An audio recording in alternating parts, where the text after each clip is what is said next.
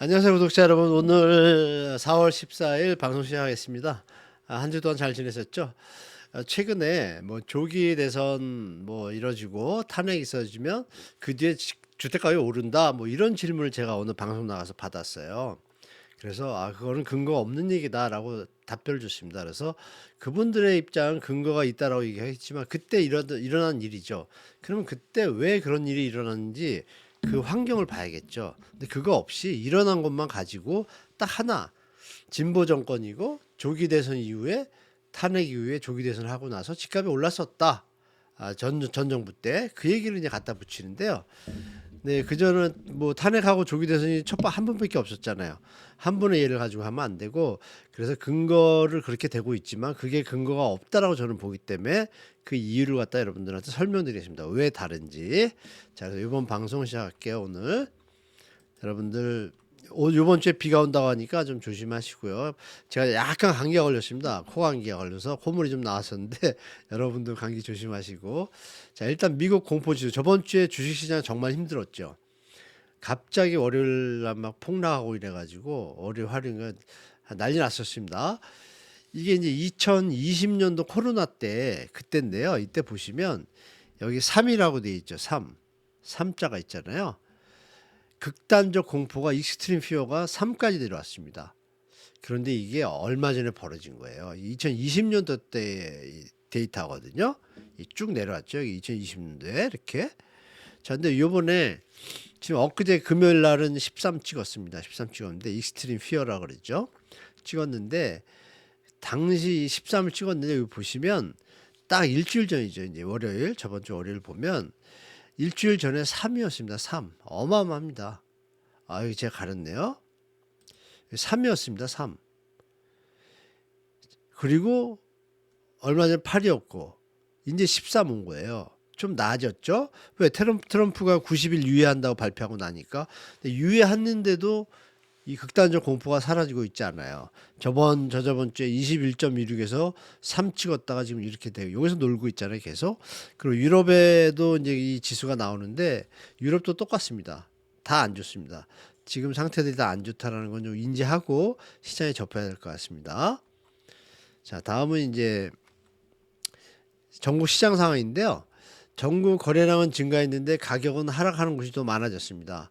하방 전환이 벌써 시작되나라고 착각할 정도인데요. 한번 볼까? 이게 이제 저저번 주입니다, 여러분. 3월 27일, 이게 3월 31일 발표한 건데, 31일 기준, 요거 제가 잘못 썼는데, 저번 주에 이거 설명드렸었잖아요.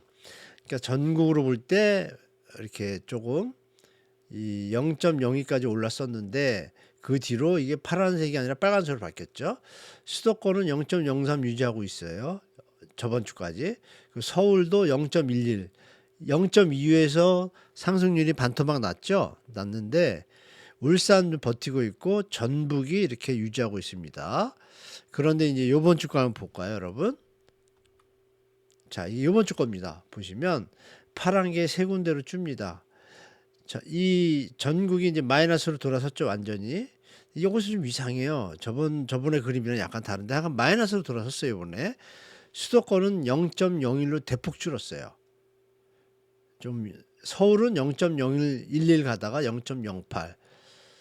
그러면 이 울산만 버티고 있습니다. 그리고 전북이 사라졌어요. 마이너스로 돌아섰어요. 전북이 마이너스 0.05. 여기서 주황색들은 뭐냐면 전주 대비 하락폭이 그대로 유지되거나 더 확대된대요. 광주는 지금 확대됐습니다. 이렇게. 그죠? 여긴 좀 나아졌고 대전은 조금 나아졌습니다. 나아져봤자 하락 중이에요. 여전히. 계속 하락인 거죠. 계속 조금씩 하락하고 있습니다. 그러니까 이제 제가 작년부터 계속 말씀드렸지만 6대 강역시 뭐 대전이 좀 버티고 있었지만 내려간다고 말씀드렸잖아요. 이제 계속 마이너스를 유지하잖아요. 그죠? 대전에 있는 분들이 우리 구독자분들은 이제는 조금 더 지켜보시다가 조금 자산관리 내 집 마련이든 체크 들어가면 될 것 같습니다. 세종은 약간 호재로 인해서 약간 올랐고 충남도 마이너스 0.0으로 돌았습니다. 그러면 전반적으로 봤을 때 상승인 지역이 수도권하고 서울하고 울산인데 0.01 그리고 0.08, 0.01 거의 미미한 수준이에요. 이게 요번 주에 이제 어떻게 바뀔지 여러분과 같이 한번 보도록 하겠습니다, 여러분. 자, 이렇게 해서 시장 상황이 일단 정부가 토지거래 확대 재지정하면서 갑자기 시장 분위기가 좀 바뀌었다. 오세훈 시장이 좀 생뚱맞게 좀 실수한 게 그냥 조용한 시장을 좀 언론들이 또 가세하면서 좀 흔들어 놨었습니다. 그럼에도 불구하고 아시겠지만 제가 매번 말씀드리지만 3, 4, 5월은 정책 자금이 풀려 있기 때문에 분명히 상승 곡선이 더 강하다. 근데 이게 만약에 힘이 약하면 하반기에 세게 조정 올 수도 있다고 말씀드렸잖아요. 자, 그러면 서울 좀 보여드릴게요. 서울을 보면은 4월 들어서 일단 진정 국면은 확실히 들어섰습니다. 3월 24일부터 토어 제거인데 사실 다른 동네는 토어 제거 관계 없잖아요. 잠삼대청 빼고는. 물론 확대 재지정을 했지만 용산까지 전적으로 했지만 그 심리가 되게 중요하다는 걸 우리가 알 수가 있겠죠, 여러분. 자, 서초구, 송파구, 용산구가 거래가 0건입니다. 오늘까지. 물론 오늘 월요일이니까 이제 월요일 날 새로운 또 신고하신 분들이 금요일 날 있으면 등재가 되겠지만 현재까지 저번 주 금요일까지 2주 동안 거의 없습니다. 거래가 없다는 얘기는 뭐예요? 그만큼 가격이 너무 올랐다라고 소비자들이 느끼는 거예요. 많이 올랐죠. 특별한 이유도 없이. 자, 강남은 3건입니다. 3건인데 2개가 상승이고 하나가 하락한가 그래요. 강동구는 16건인데 상승세가 좀 있습니다. 이렇게. 그 대신에 전체 가격 평균이 좀 내려왔어요. 한 10억 초반으로. 그래서 약간 강남보다 저렴하지만 신축 아파트고 좋은 곳들이 많으니까 쾌적하니까 강남 접근성도 뛰어나니까 여전히 신혼부부나 조금 이런 분들이 이쪽으로 풍선 효과로 가는 것 같습니다. 그래도 저번 달보다 거래량이 많이 주는 겁니다. 자, 마포구는 21건입니다. 근데 하락이 6개, 상승이 7개입니다. 보합이 8개. 약간 하락 기조로 돌아섰다고 봐야겠죠. 하방 쪽으로 이제 바뀌고 있다. 성동구가 이제 쭉쭉 오른다고 기사가 났었는데 요즘 조용하죠. 여기 보시는 것처럼 17건이 하락이고요. 7건이 상승, 17건인데 하락이 7개, 상승이 5개, 보합 4개. 하락이 우세해지기 시작했습니다. 그러면 성동구에 혹시 내 집 마련을 하시는 분들은 매수 우위 시장으로 바뀌었으니까 충분히 내고 하시고 사시고, 파시는 분들은 예전의 가격을 너무 고집하시는 것보다는 내고를 하시는 게 신속하게 팔 수 있다라는 거, 만약에 여유가 없다라면 너무 가격을 고집할 필요 없다라고 좀 말씀드릴게요. 광진구는 완전히 터닝 포인트 돌아섰습니다. 약세 하락이 보시면 4개고 상승이 하나, 보합 하나. 거래도 줄었어요. 줄었고 많이. 그러니까 하락이 월등히 많죠. 그렇기 때문에 광진구에 계신 분들도 내 집만 하신 분들은 매수 우위 시장이니까 좀 더 내고 하시면서 들어가시고, 파셔야 되는 분들은 가격을 좀 낮춰서 파셔야 된다는 거 아시고 접근하는 게 좋을 것 같습니다. 그리고 이제 목동이 지금 강세를 보이고 있는데요. 뭐 그저께가 나왔죠. 목동 1단지부터 14단지까지 지금 6단지하고 제가 알기로는 14단지가 지금 조합 설립하고 가는 중인데 시간이 좀 많이 걸립니다, 여러분. 뭐 붕 뜨고 있는데 목동이 또 수요가 좀 있습니다. 왜냐하면 단지가 다들 대단지로 형성이 되다 보니까, 그리고 시간은 걸리겠지만 나중에 그 정도 가치가 있다고 판단하는지 많은 분들이 목동에 강남보다는 약간 좀 나니까요. 그걸 가고 있는데, 그리고 교육적인 면에서 강남 3구 특히 강남구를 빼고 목동이 학원가가 잘 돼 있잖아요. 이런 부분들이 좀 빛을 보는 것 같습니다. 그래서 이것도 많이 올랐어요. 제가 볼 땐 이거 약간 기회가 나오면서 이 분위기로 좀 떴지만 조금 지나면 또 조정들 할 겁니다. 자, 그리고 부동산 초반에 말씀드린 오늘의 주제, 근거 없는 이유, 있는 이유인데, 있는 이유는 온리 박근혜 탄핵과 조기 대선 이후 문재인 정부 때 주택가격이 올랐다는 거. 근데 그때는 저금리 시절이었어요. 자, 그럼 다른 점을 하나 볼까요? 요번에 그게 안 된다. 저는 제가 볼 때 어렵다. 그 되기에는 여러 가지 요인들이 틀리다. 근거를 대야 되는데 그분들의 근거는 단지 그냥 시기상의 얘기만 있잖아요. 그러니까 저는 이제 팩트를 한번 말씀드릴게요. 일단 대출금리 환경이 달라요. 그때는 기준금리가 1.25에서 1.5%였어요. 문재인 정부 들어와서도 1.5에서 1.75밖에 안 갔습니다. 그러니까 그리고 0.5까지 내려왔잖아요. 근데 지금은 몇이에요? 2.75잖아요. 아마 올해 안에 한 번 더 내린다도 2.5잖아요. 거의 2배예요. 대출할 금리 환경이 다른 데다가 스트레스 DSR을 7월 1일부터 시작하잖아요.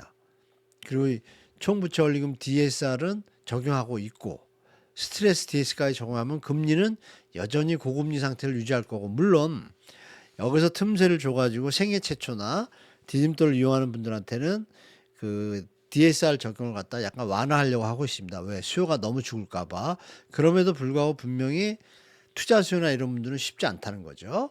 그런 부분 체크하셔야 되고, 그리고 대출 환경이 틀리다. 금리도 틀리다. 그리고 그때는 상승 사이클이고 지금은 조정 사이클입니다.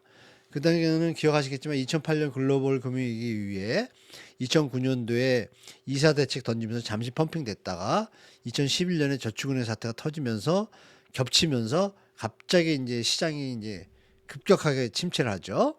그리고 이제 마이너스 P가 나오기 시작하죠. 2011년부터. 지금 마이너스 P 나오잖아요. 그러면 그땐 조정기란 얘기예요. 그러면 근데 박근혜 정부 고 이어서 갈 때는 언제예요? 상승 사이클이 시작될 때잖아요. 2015년에 전세 대출 확대하고 5억으로 그러면서 전세 가격이 받쳐주니까 매매 가격도 펌핑하는데 이때 상승 사이클이 시작되는 초반이잖아요. 2년 3년 차. 보통 한번 시작되면 최소 5년에서 7년 가거든요. 5년 정도 짧으면 3년이고 5년 보통 가고 길면 7년인데 요번에 7, 8년 갔잖아요. 근데 여기가 상승 사이클이 이제 끝났잖아요. 끝나고 강남 상구를 제하고 전국적으로 조정 국면이잖아요. 그러니까 틀리죠. 그러니까 자꾸 강남 상구만 갖고 기자분들이 부동산 왔다 혼동스럽게 하는데 그걸 왜 일반화 시키는지 모르겠어요. 그죠? 그냥 그건 따로 된 동네라고 보고 전국적으로 그 시장을 봐줘야죠. 세 번째는 주택가격 수준이 다릅니다. 그 당시에 주택가격 수준을 갖다 우리가 볼 수 있는 게 뭐 PIR 지수 얘기 많이 들으셨잖아요. 소득 대비 주택가격 수준 지금 많이 올랐잖아요. 그러면 거기에 우리가 또 주택금융공사에서 발표하는 주택구입부담지수라고 제가 몇 번 말씀드렸잖아요. 그 숫자가 박근혜 정부 때 이 수준밖에 안 됐습니다. 80밖에 안 됐습니다. 그리고 영끌 시절 2021년도, 2022년도 상반기 이때는 226까지 서울이 찍었어요. 지방은 비슷합니다. 비율적으로. 서울인데요. 현재 160이라고 치는데 이거 제가 볼 때 160도 완화해서 지금 적용한 것 같아요. 한 170, 180 될 것 같은데. 그러면 그때 2배 수준이잖아요. 그러면 말씀드린 대로 여기서 말한 금리 수준도 2배 수준이고 집값의 수준도 2배 수준이면 4배 차이 나는 거예요. 이걸 어떻게 쫓아갑니까? 다 무리해서 지금 사시는 거죠. 그렇죠? 그래서 이 주택 가격은 한국 경제에 도움이 안 되기 때문에 조정 확실히 와야 됩니다. 그래야 대한민국이 다시 한번 가는데 저는 그렇게 말씀드릴게요. 청년들이 정말 희망이 없으면 안 되지 않습니까? 우리 기성세대 분들 그만 펌핑 좀 하고 그랬으면 좋겠어요. 자, 그리고 경제 환경이 다릅니다. 여러분이 잘 아시는 바와 같이 공포지수 보였던 것처럼 트럼프가 관세 전쟁 들어왔잖아요. 중국이 지금 가만히 있지 않잖아요. 그러면 우리 중간에 껴가지고 일단 기본적으로 10%는 적용될 것 같고 환율을 보면 아시잖아요.